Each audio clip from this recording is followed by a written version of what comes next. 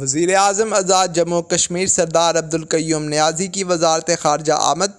وزیر اعظم آزاد جموں و کشمیر کی وزیر خارجہ مخدوم شاہ محمود قریشی سے ملاقات۔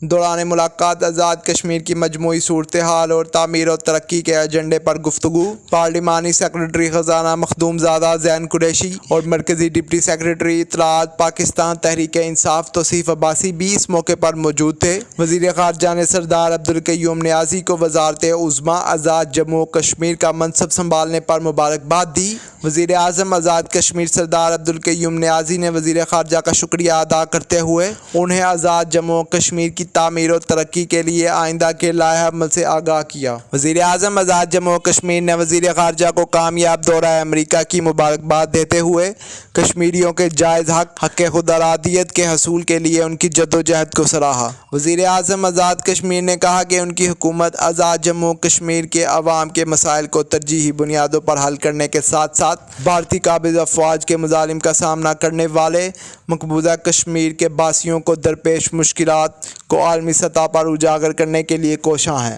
وزیر خارجہ نے واضح کیا کہ حکومت پاکستان کشمیریوں کے حق خود ارادیت کے حصول کی جدوجہد میں ان کے ساتھ شانہ بشانہ کھڑے ہیں۔